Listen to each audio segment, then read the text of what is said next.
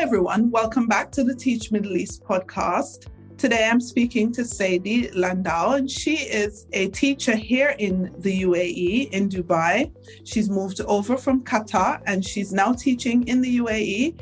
She shared a tweet that got my interest piqued. So I was just trolling on Twitter, the way I do, you know how it is. And I saw a tweet by Sadie talking about some of the things that teachers should expect when they're looking to move to this region.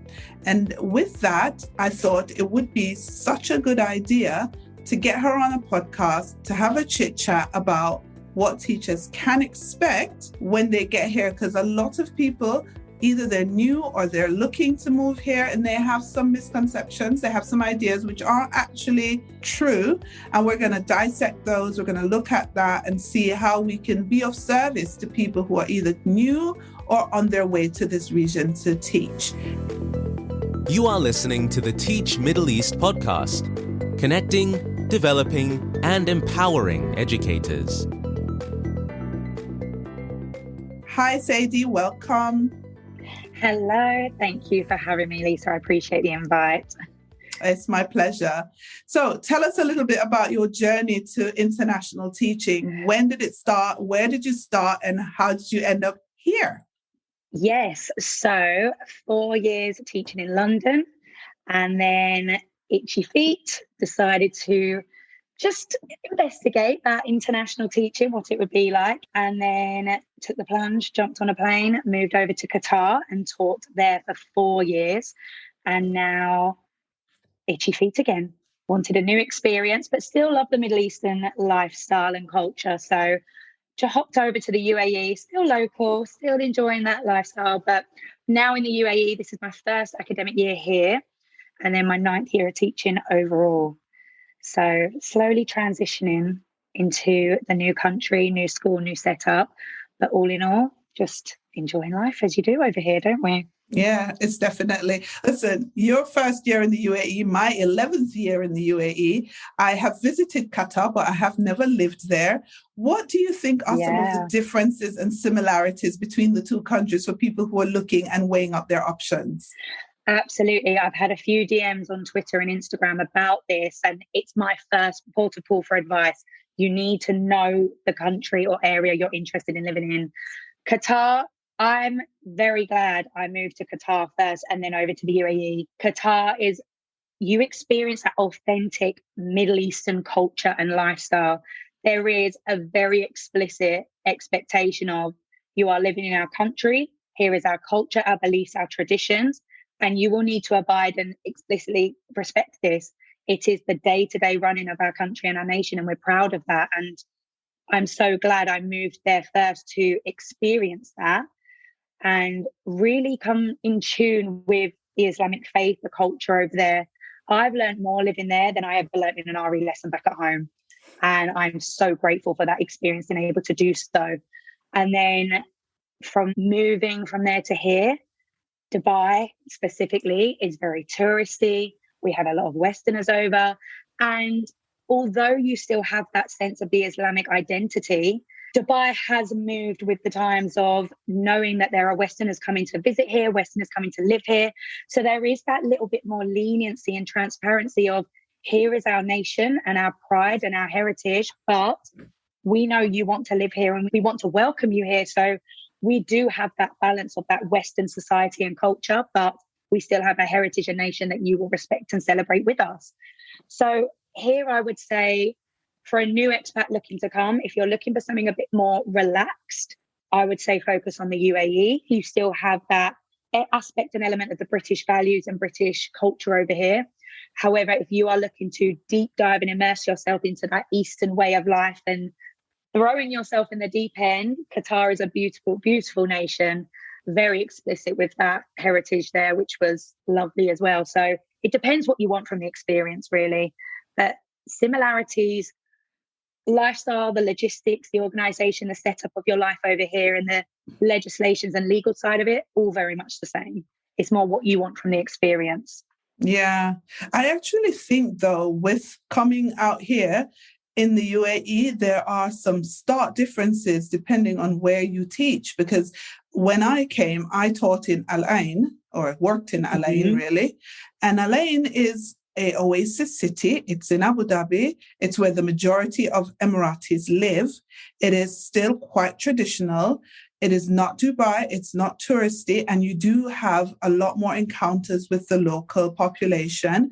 And you must respect their culture and their beliefs a lot more than, say, walking the streets of Dubai. And also the same is true for other parts of the UAE or the Emirates, Ajman, Sharjah, Al Quwain. If you go into parts of Fujairah and Ras Al Khaimah, you do have to give a little bit more consideration to the way you dress and the things you do. So for people coming over here, all of the UAE isn't as liberal, so to speak, as Dubai. And so you have to be aware of that, right? Yeah, I've actually experienced a great shock of the amount of citizens in Dubai. Living in Qatar, you have the nationals and the locals around you. You very much see that way of life. Whereas when I moved here, I was told about 2% of Emiratis live in Dubai. I was like, no, I want to see you. I miss that side of living in the Middle East. But that's the other misconception as well. There is such an association of UAE, Dubai, and that's it. Yeah. You have 7 Emirates here. You have different ways of living. And like you've just said, even driving that short distance over to Al Ain and even over to Abu Dhabi, you're going to face a different experience. So even that research into the UAE itself and knowing exactly what to expect with your lifestyle there, it takes a lot of time and consideration before even jumping into an application for a job at this point. Yeah, you are so right. I think what happens is Dubai has done a fabulous PR job. I call Dubai the marketing genius of the Middle East. Like no other place has managed to market themselves more than Dubai. So I have to explain constantly to people back home, I don't live in Dubai. And Dubai is not the capital of the UAE. Abu Dhabi is, and I live in Abu Dhabi, because everybody just simply says, oh, you live in Dubai? That means you must blah, blah, blah. And I'm like, I do not live in Dubai. No. And not everyone does, but it's good PR and they've really worked it. Okay, so you've actually had now a full term, right? Nearly of living. End of this week, yes. Right, and it's been quick. It's been a quick term. What would you say are 2 things that you were shocked about when you came to teaching here in Dubai in a school? Teaching in Dubai, my first shock would firstly just be the sizes of the school over here. In Qatar, I worked in a 6th form entry school, which I thought was relatively large. I've now moved to an 8th form entry, all the way through from early years to 6th form. And it's just humongous. And the setup here, I still have not met even a fraction of the staff in this school that I work in. And you can easily get lost in that. You have to really put in the energy and that time to say good morning to people at the photocopier or as you're grabbing a cup of coffee, chat to people in hallways, corridors, cafeterias, and just communicating with people. You can very quickly slip into that hole of I walk in, I do my job and I walk out. Whereas connecting with these people, that's not just going to benefit your career and your progression in that school and your relationships professionally. These people are going to help you socially. They may have lived here like you, 11 years, 15 years, 6 years. They know where you're living. They know the school and they'll be able to help in some way, even down to the smallest thing of if you need to go to a doctor, where's our local doctor's clinic? Which one's on our insurance? So the size of the school and reminding yourself to talk to the people around you and build those relationships, because you never know who may know what, that will help you in the future. The other shock, and I wouldn't say this is a shock in a way of overwhelming, it was quite a nice shock, that falling back into that discussion we just had of the cultural differences in Qatar compared to the UAE, especially Dubai, there were a lot of British values and Western values that were never mentioned in the education sector in Qatar, or that we would mention in classrooms out of respect for where we're living, the beliefs and the faith over there. Whereas here, I have a lot more children in my class who have come from Britain over here. So a lot more expatriate children to teach compared to your citizens and nationals. And therefore those Western cultures, those Western celebrations that haven't been mentioned for a long time in Qatar are spoken about in the classroom. And at first I was very reluctant and resistant, thought, no, come on, let's carry on with our work. Let's not talk about that. But there is a celebration. There is an acknowledgement of that. And that is okay. If you're new in a school, I would always advise check that with your line manager or your principal or your head teacher. Can you address those conversations and those topics, or are those ones that we don't really talk about, we divert away from? So it was quite nice to be able to talk about Christmas in a couple of weeks' time, which we wouldn't have done so in my previous school. So yeah, that was a shock, but it was a positive shock. It was a nice shock. Yeah, that's brilliant, because I know that sometimes, obviously, it depends on the clientele. If there are schools where it's predominantly Arab or Emirati students, you're still not going to be allowed to really talk openly about certain topics. But the school that you're in, if it's predominantly expatriate, then, you have a little bit more leeway. You can do that. Okay, so for teachers who are listening to this podcast from the UK, and we're going back to your tweet, right? And you have to advise them. So let's say they get in touch with you on a DM and they say, what are some of the things that we need to consider before we even put in an application to teach in this region? What would be some of those things you tell them to consider? Okay, so before we even open our CV and the application letter, first and foremost, is this the right time for you? Looking more at your personal life. I know there's always that juxtaposition of, are you ever ready? Is this the right time? You need to look at your commitments and circumstances back home. If you're going through something personally, or you need to be close by with family, commitments with partners, relationships, mortgages, whatever that may be, is this the right time to go? Because I'm very aware that some people are so wrapped up in this idyllic situation of living in the Middle East that they kind of lose that sense of reality of what they're actually going to do. You're not just going to teach abroad, you're going to live in another country for a long period of time and building a life from scratch. And is this the right time for you to do that? So I would always say, look at your personal circumstances first. If you know that that's okay, then we're on to our next step. After that, I would then say, before you even start looking at schools, you need to look at the lifestyle you want and what you want out of this experience. Again, I'm coming down to that crux of the issue of social media. We look at these locations online and we're looking at tourists on holiday. We may be looking at teachers on school holidays or on a weekend. And they're two very different lifestyles that you're looking at on social media. And as always, we present our best life. So I would always say, try and narrow it down to one or two locations you feel that would be best suited for you and what you want. If you're looking for that culture and that travel and that deep dive experience of living and immersing yourself in a new way of life, you may be looking at a totally different side of the Middle East. If you're looking at just going to have a great time and you're young, you're not really looking at savings yet or those experiences, you're looking to travel and just build new friends and new experiences, you may be looking at a different side of the Middle East. It's so broad and varied. So narrowing down your location more than anything. And then this really resonated with Bill Turner's episode of your podcast, where he spoke about you as a product and you and your ethos and your beliefs. Now flipping that round onto the location, what are you looking to gain from this? And once you have that, then you can start looking at schools. I read recently the COBIS, which is the Community of British International Schools. They carried out a survey last year, and actually 72% of the teachers that they interviewed and questioned wanted to gain a travel experience and travel and exploration opportunities from moving across to the Middle East and to an international context. So if that's what you're looking for, that will depend on where you go. So once you've looked at your circumstances, you've looked at maybe a location, then knowing you as a teacher, that's when you would actually start looking at schools.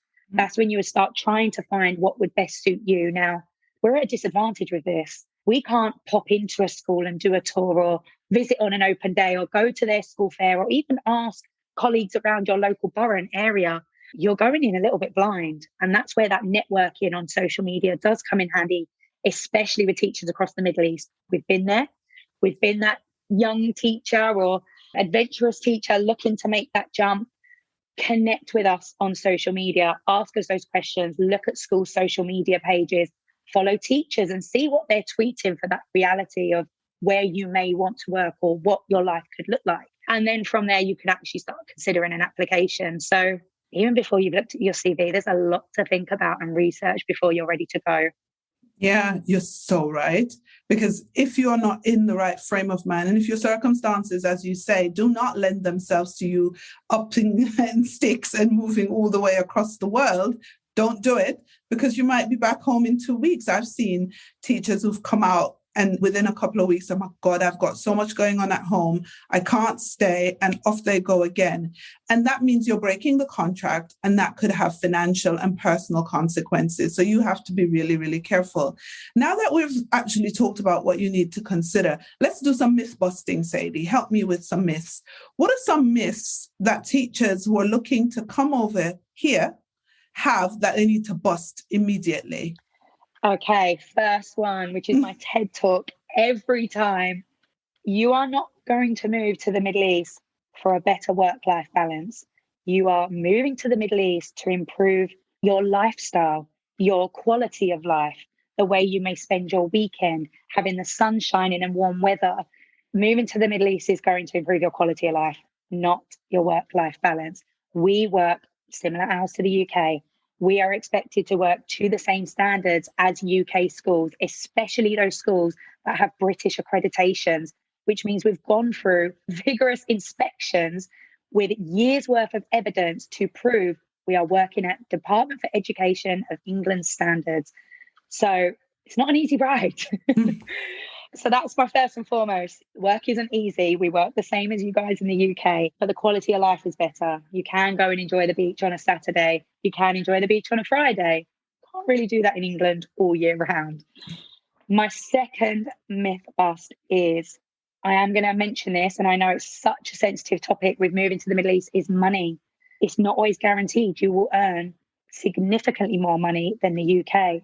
I've had multiple teachers message me going, I've been offered a figure monthly that annually is less than what I would earn in England. And I'm like, but let's break this down now. If you look at your annual figure on your English contract and your annual figure on a contract on a Middle East, let's say, yes, it may be less, but when you break down your income of what's coming in your pocket compared to England, so in England, you've got your tax, your national insurance, your pension, anything else that you're paying for. Whereas in the Middle East, you will be given accommodation or accommodation allowance. You won't be paying rent on that unless you take the accommodation allowance and have to substitute towards that. And then there's no tax, there's no national insurance. Those things aren't here. So actually, what you're bringing home monthly could be more in the Middle East, depending on the UK. So I remember I went through that when I was first moving abroad. I was like, hang on, I'm on quite a high pay in England, but when you look at what I'm bringing home each month, it was less. So that is my second myth buster that not everybody really considers. They just assume they'll earn significantly more. That's so true, because people do equate this part of the world with money and just think there's just loads of it lining the streets and they can just come and pick it up, which is definitely a myth.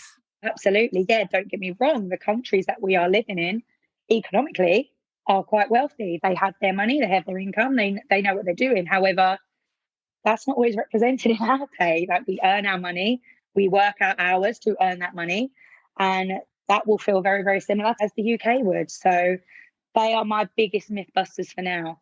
Yeah. Let's stay on the topic of money. I mean, as a teacher coming over here, a lot of people say what you want about the travel opportunities and say what you want about seeing and experiencing the culture. And I don't always believe a lot of that. I know a lot of people come because they want to earn more money. And I don't think we should sugarcoat that. I don't think there's any shame in that game. But when they do come, whatever reason they give in their interview, we all know what the underlying reason is. Let's just keep it real. 100%. Yeah, it's never spoken about, but we all have it deep down. Absolutely. Exactly. So, but once they get here, a lot of people, their goals for keeping that money and saving that money just goes right out the window. What's the cause of that? Well, this varies from country to country. Now, if we broke down the Middle East and put it on a spectrum, let's say, the more desirable places and locations to live and work in may not offer you as much as a salary as the ones that aren't as appealing. For example, you will earn more in Saudi Arabia than you would in Dubai because of that nature of desirable place, that location you want to live in. We said about the fantastic PR that Dubai has inputted, and that is the output. We have that people want to live here.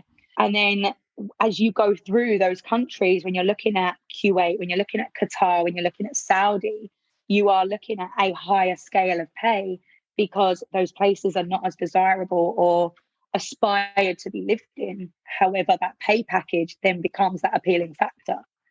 So that is not always spoken about, but from networking with teachers and seeing that recruitment side of things, it's something that should be spoken about, especially if your underlying goal is just to save money. You will need to consider that in your decisions of where you apply for. But then when you come down to that lifestyle you're living, I can talk very easily about Dubai. It's so touristy. There's new things opening all the time. There's always something new to do. It can be challenging to save that money and to actually put aside a significant amount for whatever your long-term goals would be. You're constantly wrapped up in people to coming to visit, out and about, this deal, that deal. You can get so immersed into that lifestyle and actually forget that you're living here rather than on a holiday here. And that's a common mistake made in Dubai, let's say. Abu Dhabi is obviously a bit calmer, a bit quieter, a bit more of a slow-paced life, so it may feel easier to save money. You can go and have your wild weekend or your more adventurous weekend in Dubai if you wanted to drive there, and of course you can. And then when you move over to the likes of Qatar, Kuwait, which again have that slower pace, they may not be as touristy, so there's not as many options of things to do. You'd still have a great life living there, but they're easier places to save or invest in traveling or invest in other areas that you may want to in the long term. So again, deciding where you apply and go to live will not only impact your income and how much you're earning, it will significantly impact your outgoings and how much you will spend. Even those who live a quieter lifestyle here in Dubai still end up spending because of the lifestyle they are living. They may not be at a brunch every weekend, but they may substitute that with something different, which again is still that outgoings you have every month. Yeah. I mean, the fact is, Dubai is an expensive city. UAE is quite expensive as a country to live in. Food is expensive. Going out, eating out can be quite costly, especially if you're going to nice places. It's such a mix because you come and you want to experience. I remember when I came for the first year or so, I don't think I saved a terrible amount of money at all because there was just so much to do, and I was quite young. I mean, I was younger than and I didn't have my kids at that time, and there was just always something that enticed me. And I'm not a brunch kind of girl or going out all the time kind of, but I loved a nice staycation, and the UAE has some fabulous staycation places, and it was so easy to kind of travel from here to other places. So I can see why it would be a little bit hard to save money. The only thing, though, is if you're not careful, your 2-year contract or whatever can end and you haven't saved a thing. So new teachers need to watch that. I would say if you're coming to save money, you need to come longer than 2 years because you are in those 2 years naturally wrapped up in this new lifestyle and way of living. And as well, when you have friends and family from home coming to visit, as lovely as that is, and they're wrapped up in the excitement of you living in this new place, and don't get me wrong, they will capitalize on that. They will be out as often as they can, come and stay with you. You're spending as well in that time. They're on holiday and you're spending like you're on holiday. You've still got bills to pay, a car rental to pay for each month, and it can be so dangerous how quickly you get wrapped up into that way of spending. And you need to be mindful that in the Middle East, you cannot leave and close your residency if you are in any form of debt. So taking that credit card or taking that loan, if you know you're going to be there long term, you're taking on that responsibility because you will not be able to close your residency and go home until those are cleared. And again, that's not spoken about before coming out here or considering. So if your goal is to save significantly for investments or to return home on a quick turnaround, just be open-minded that that quick turnaround may not happen. The most common line you will hear in your induction period in the Middle East is, "Hi, I'm so-and-so, came out here on a 2-year contract. I've now been here 6, 7, 8, 9, 10 years. It's just the norm out here. You come for a short amount of time, you stay longer. So if that quick turnaround, you need to have that blinkered eyesight of your goal financially. Enjoy your life here, but it will very quickly spiral. Yeah, I think also something that when you come out here, you need to be aware of, especially if you are not early 20s and even early 20s, is your pension. A lot of people make no allowances or they don't consider their pensions at all. In the UK, it's very easy because it's deducted and you can just set and forget. So even if you want to top up your pension in the UK, it's quite easy for you to get that topped up from your HR and it just goes automatically. Out here, no one cares about you. You are on your own. And so especially if you are anywhere near retirement, anywhere in your 30s, your 40s, and dare I say 50s, then that is something that you need to consider. But also when you're considering that, it is important not to trust any of these financial sharks who are out here ready to take your money and lock you into long-term savings that won't have any returns. Have you encountered any of these types of people coming over here? I have heard horror stories, but I have avoided them like the plague. But you are absolutely right in terms of savings and that long term, especially with a pension. You move out here, that money that goes in your bank account is your responsibility. You have no one or no government taking and sorting that for you. So I thankfully haven't. I've heard my horror stories. I've stayed away. Some British schools during induction period will have a British financial advisor come and visit your school and you can book an appointment, and they specialize in expatriate savings and expatriate finances. So during your interview or when you've accepted the job, coming up to the traveling out and that induction period being spoken about, do ask, will they schedule a financial advisor or do they have contacts for one? Always go off a school recommendation over someone you've just heard of and you're not really sure about. But what I would advise is if you are looking at your pension or your savings, there is a book by Andrew Hallam called Millionaire Expat and How to Build Wealth Living Overseas. Now, he actually was an expatriate teacher who then went into investing and savings and has written this book for expat teachers moving overseas and earning their money and how to either set up a pension scheme or if they wanted to invest in stocks or more financial investments, that side. He's written a whole book on this that I've just nosedived into this academic year to see what I can start doing. So I would say pick up that book. He has a Facebook group as well to join and look on there for more looking at setting up pensions. The other thing to consider as well is you can still pay your national insurance.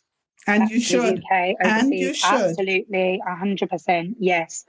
And then for a lot of younger teachers, student finance, you are still expected to pay them living and earning overseas.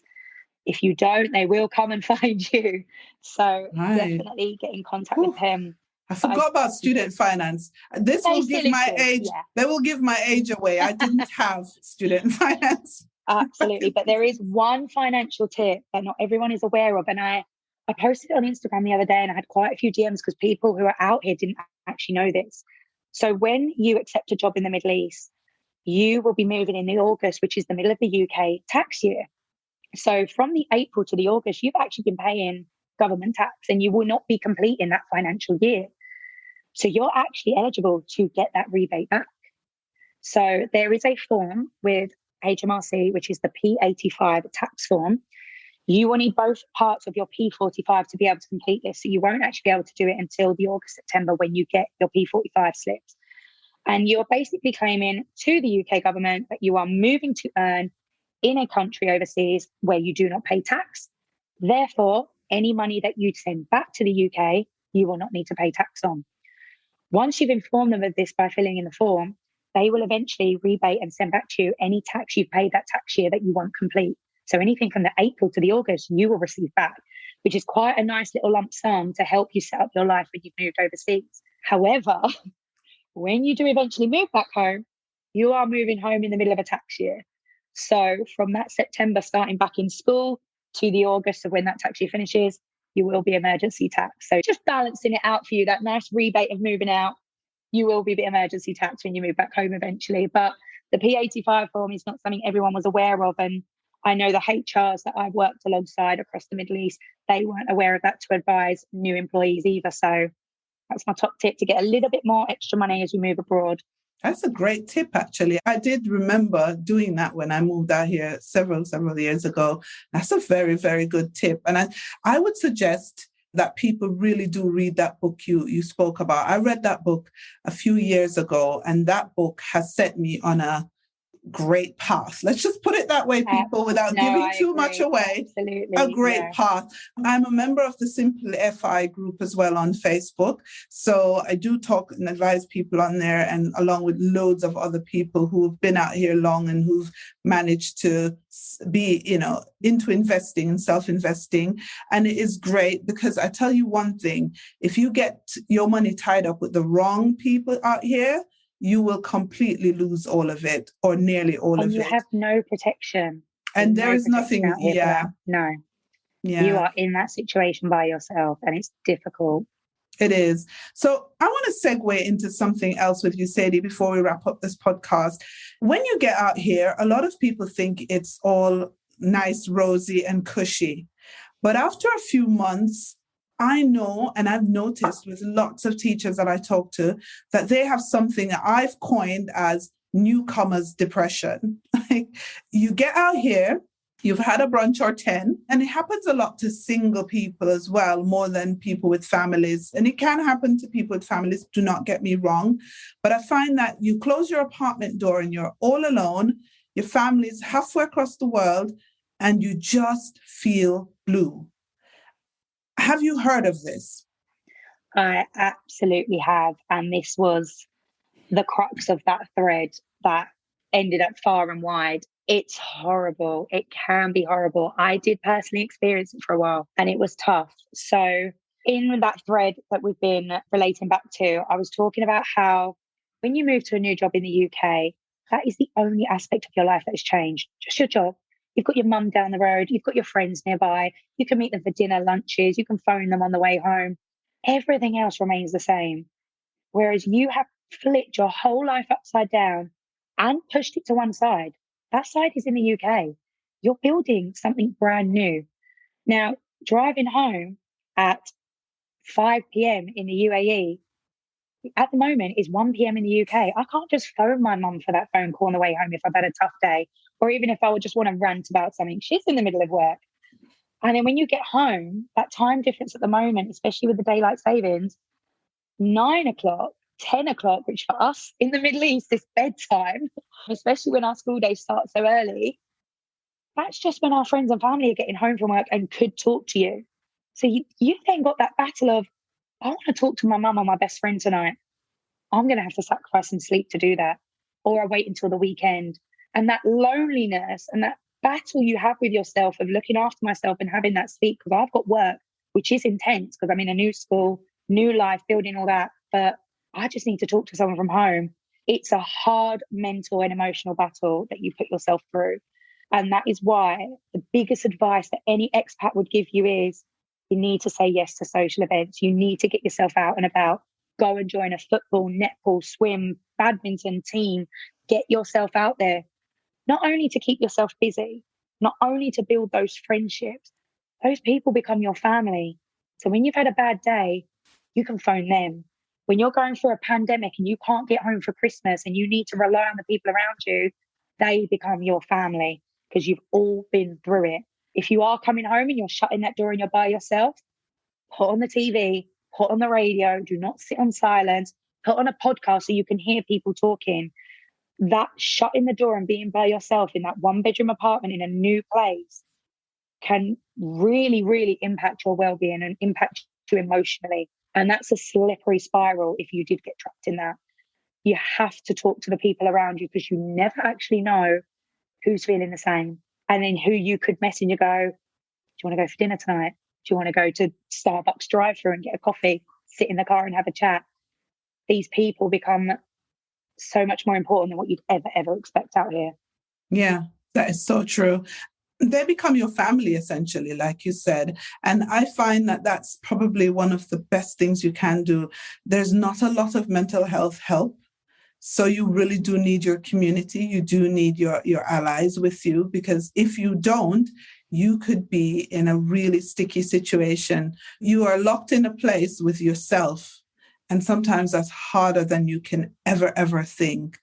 Absolutely. And then if we circle back round to that first point of making that decision based on your circumstances at the time, if what I've just spoken about even plants that smallest seed of doubt based on previous traumas or experiences, your current mental health circumstances at the moment, any situations that you're going through, I would say really consider, because as you've just said, the support, like circumstances in place to support people with their mental health and any of those struggles, they're not as built up or established out here as you have, or what we have in the UK, or as varied in that such. So if that is a great aspect of your life that you do need to consider, I would say consider it very, very seriously, because you will not get the same support, medical guidance and advice that out here as you do at home. That is definitely true. So I want to obviously end the podcast on a positive note. I know we've touched so many different areas and I really have enjoyed our chat. But that person who's listening to us, they've either just arrived or are planning to come out here. What would you say has been one of your greatest achievements since coming out here? And so that they can also dream a dream, maybe not as big as yours, but as big as they want to dream in coming out to work in the Middle East. I don't think I can pick one. Pick two. This is a whole other podcast episode I've got going here. I would have to say the experiences I have had, not just from travel, not just through my career, not just personally with the friendships that I've built, but that whole chapter of my life together has been unbelievable. It's indescribable. I can't describe it, but I just know one day when I'm sitting down with my own children and they will go, Mommy, what did you do in your 20s? That is a whole series of books in itself. That is bedtime stories for their 10, 20 years. Because I've traveled to places that I would never have thought I would travel to. I have taught children from areas of the world that I would never consider I would ever teach. I've learned about cultures and experiences, and I've met families from all over the world who have actually become really close, like people in my life now. Moving from Qatar over to the UAE, there was a lot of families that I left behind, and I was just the teacher. But that expat community, again, even teachers and families, you become so close with one another. So just the people that have come in and out of my life and the experiences that I've had, and they are indescribable and you cannot buy them. There are things that I've done that I know my colleagues and friends from the UK will never understand, will never experience, and they can only dream of. And there'll be one thing, if you're sitting now in a staff room listening to this, or in your car driving to school and it's raining and you've de-iced the car in this winter morning, and you start telling people, I'm interviewing to move to the Middle East, or I'm considering moving abroad to teach, count how many teachers or colleagues or people in your life respond going, I wish I did that when I was younger. I regret never doing that. I wish I could do that. I'm too old for that now. Any comment like that, make a tally of it somewhere in your phone, because you will be amazed how brave you're being. You'll be so unprepared for what you're about to put yourself through. But my gosh, the saying, the greater the risk, the greater the reward, could not be any more applicable to moving out to the Middle East or moving internationally to teach. And that is my selling point. Brilliant. Wow, what a fabulous way to end the podcast. Oh, wow. Thank you so much, Sadie. No, thank you for having me. I really appreciate it. I've enjoyed having our chat. Oh, no, it was a brilliant chat. Brilliant chat. Thank you very much. Thank you for listening to the Teach Middle East podcast. Visit our website, teachmiddleeast.com, and follow us on social media. The links are in the show notes.